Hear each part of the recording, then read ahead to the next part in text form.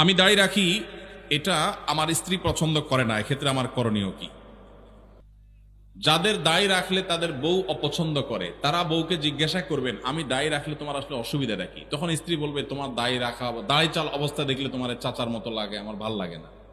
এটা তো বলবে যে তোমার মুখে দাড়ি থাকলে আমার কাছে ভাল লাগে না, হুজুর হুজুর লাগে, চাচা চাচা লাগে।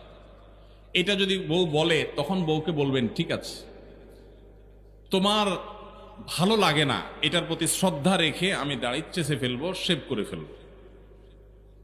তবে সেই সাথে আমারও একটা কথা আছে, তোমার মাথার এই যে এত লম্বা লম্বা চুল আমার একদম ভাল লাগে না।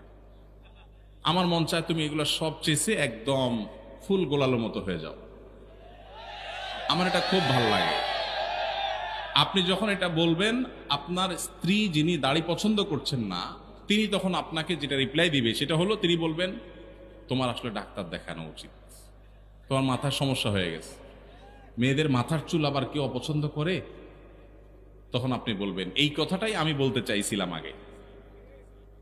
এই যে মাথায় সমস্যা হওয়ার কথা আপনি আমাকে বললেন না, এই কথাটাই আমি বলতে চাইছিলাম, মায়ের ভয়ে বলি নেই। আল্লাহ তাআলা দাঁড়িয়ে আমার মুখে গজাইছেন, আপনার মুখে তো গজার নাই। আপনি মেয়ে মানুষ, আপনার মুখে তো গজায় নাই। নখ আমারটাও বড় হয়, আপনারটাও বড় হয়। শরীরের অন্য সমস্ত অঙ্গ প্রত্যঙ্গ বর্ধনশীল যেগুলো সব আপনারও বাড়ে, আমারও বাড়ে। শুধু দাড়িটা আপনার মুখে গজাই না, আর আমার মুখে গজায় এবং বাড়ে। মোচটা গজায়, যেন মোচ ছোট ছোট রাখতে বলছে ইসলাম। তাহলে আল্লাহ তাআলা আপনাকে একটা জিনিস দেয় নাই, আমাকে একটা জিনিস দিছে, তাহলে বোঝা গেছে এটা পুরুষত্বের মার্কা, এটা পুরুষত্বের